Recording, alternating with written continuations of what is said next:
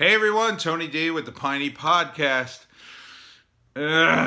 All right, Phil, I'm going to try to explain this one more time. First off, the update. We are under 2,000 cases 2 days in a row. I think yesterday was about 1,200. Today's like 1,600, 1,800, somewhere around there. So the general trend is down. This is new positive cases. These are not people who are going into the hospital.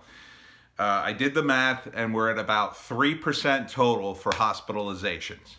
Okay? So,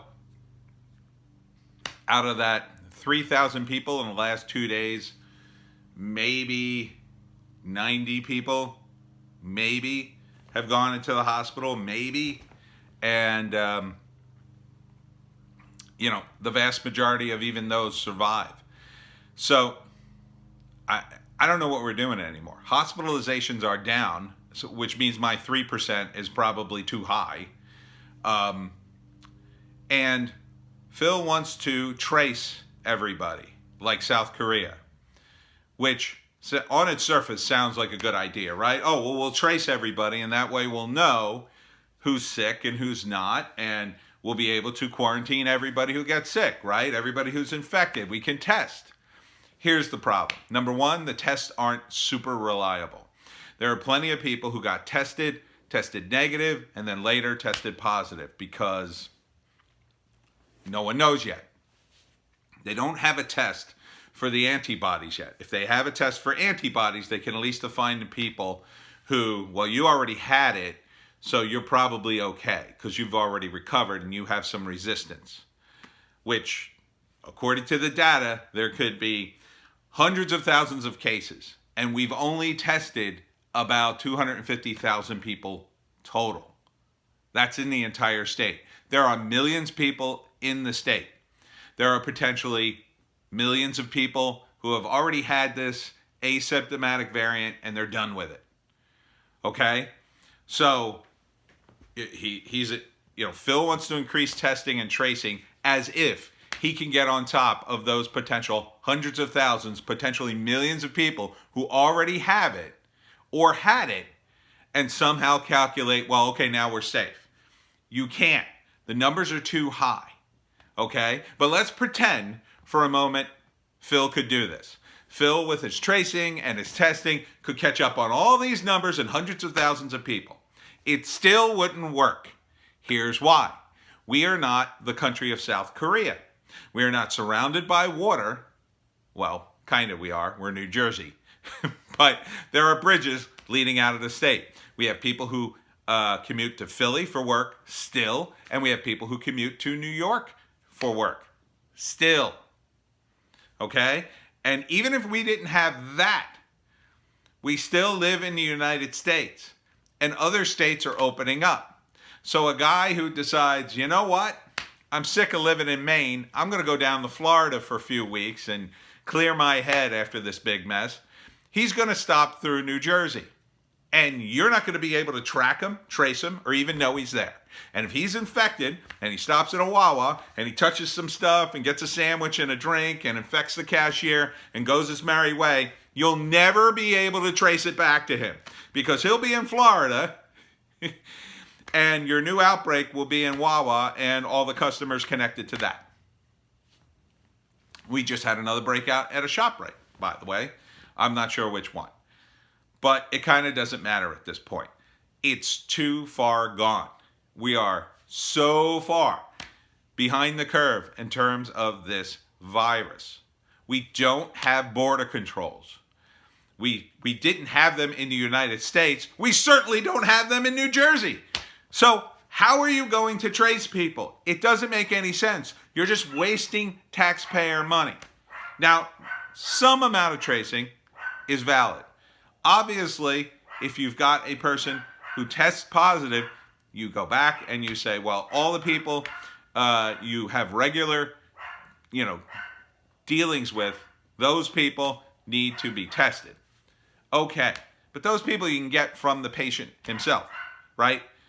If you came to me, I'd be able to, since I've been mostly quarantined, being a freelancer, I can mostly tell you who I've been in contact with over the past few weeks. It's a very short list for me, not for everybody else. Not for someone who's still been working at ShopRite or in a hospital or wherever. Some people are still out and about. Some people are like me, but still have gone out some. There's only so much tracing you can do, Phil. And what does that do for you? Not much. You can tell these people to sit down and quarantine, but it's a 2-week incubation period. If they've had it for 10 days and they've been wandering around, it's dozens of people. It's still dozens of people. And now you've got people who could say, well, F New Jersey, I'm going to go to, I don't know, what's a state that's open nearby? Tennessee, I'll assume. I'll go to Tennessee and I'll go out to dinner and I'll go to a concert or whatever's open in Tennessee because nothing's open in New Jersey.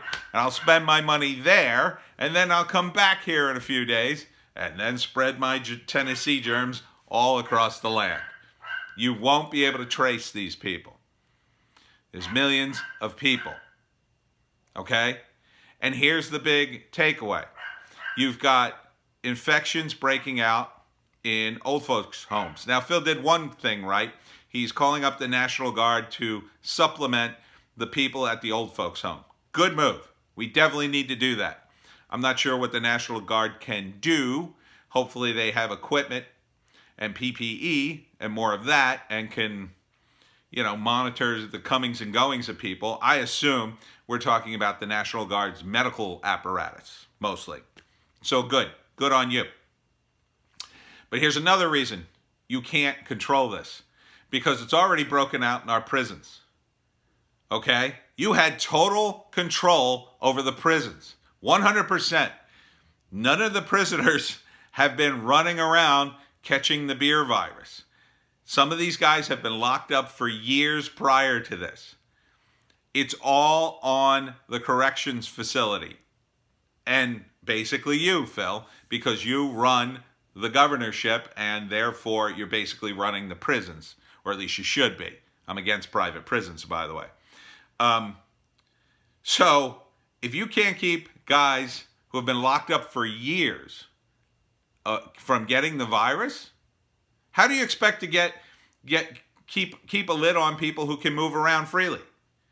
You can't keep a guy who's been locked in a room for 20 years from getting the virus, but you think you can keep people who are free to move to other states and come back, or move in and out of states all day long, or just disobey your orders, that you're going to somehow keep them from getting the virus? It doesn't make any sense. It makes no sense. You can't protect them. Logic says no. Okay? And no, you're not mitigating it. The data is in. This thing is too contagious. Okay? The only thing that's going to help people is if they wear a mask. And I'm all for that. Encourage people to wear the mask. And if you're a private business owner, there should be no doubt that you could throw a guy out because he won't wear a mask. And your employees should wear a mask. Gloves, kind of iffy as long as you're washing your hands. I think you're okay. Because if you put on gloves, the moment you start touching things, you've contaminated the gloves. So what's it really doing for you? Not much. Unless you have a cut on your hand, then you probably should wear a glove. But the mask, I get it. I'm all for the mask. Most people are. I drive around South Jersey now. Everyone's wearing a mask, unless they're outside on a walk with their immediate family. So what are we doing now? What are we doing? We're waiting around until you figure this out? It's time to open the state. You can't protect people. You couldn't protect the prisons. It's the same argument I have for legalizing drugs. You can't keep the drugs out of the prison. They are rife in the prison system. And in fact, this virus is probably going to run rampant in the prison systems because they're all trapped in. And once the virus gets in, it's going to spread like wildfire. And you're going to have a real problem on your hand. You're going to have people dying or severely injured, and they're going to be suing the state left and right because you're the steward. The state is the steward of these people who are prisoners, and we're responsible for them. If you can't keep them safe, they sue you. Their families are going to sue you. So you're going to cost us even more money. And you didn't keep us safe. So what are you going to do? You're going to drive more people out of business. The tax base will go down the tubes. You're going to have to raise the taxes on everybody else who's left. And even more people will go out of business. The taxes are already too high in New Jersey, which is something you totally know. Part of the problem with this is people on the left side of politics generally do not understand economics, the basics of economics. Most of them are lawyers, academics, people who work for other people. They weren't people who started businesses and ran businesses. People who have run a business understand the cost. They understand the overhead. People on the left side of politics continue to be even more ignorant of that. If you've never run a business, you don't get it.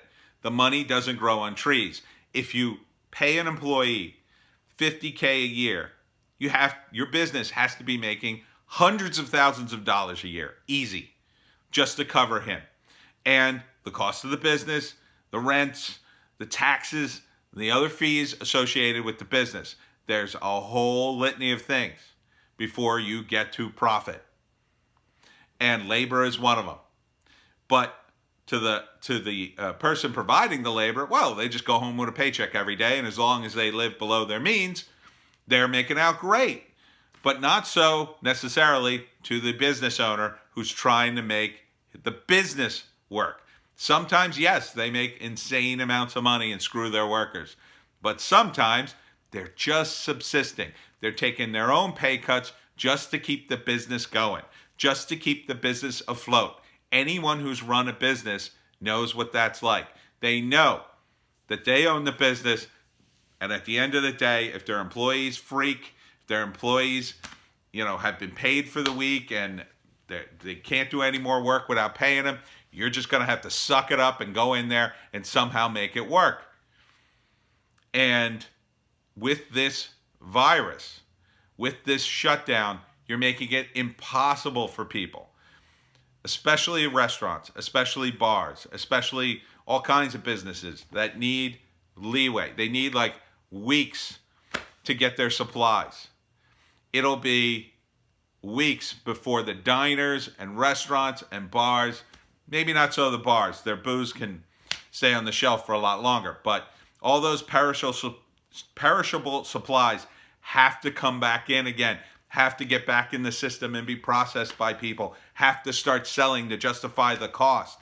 You're basically asking successful business owners, small business owners who already have businesses, had businesses, past tense, they have to restart their startup costs again. And when they started their businesses fail, so you're asking them, well, you're just going to have to take the chance. On top of the fact they've been closed for months, some of them are still paying the rent on their stores. Some of them are still paying mortgages on the buildings they own. They're going broke. Okay, I get it. The virus is no joke. I am not a proponent of getting the virus. But certainly you could cut loose everybody under the age of 40. Easy, without even thinking about it. Their survival rate is over 99%. Cut them all loose. Everybody 40 and under, you're fine. Just cut them loose. Tell them to wear a mask. Tell them to mitigate. But cut them loose. Cut them all loose. At the very least. Because then shop owners can make their own decisions. At least they can, we can't bring in the older workers yet, or we've got to make sure they're taken care of, whatever. And we'll just keep the younger workers, and at least we can get the business going. At least they can get rolling at 25% capacity or 50% capacity. You're killing people, Phil. You're killing more people than the virus at this point, I think. This is not going to bode well. It's not going to bode well in your re-election, which, by the way, is when is it? He was elected in 2017, so I don't know. What's a term for a governor these days? 4 years? Yep, I think so. Not gonna look good. Not gonna look good, Phil. certainly all these people who lose their businesses are never going to vote for you. No.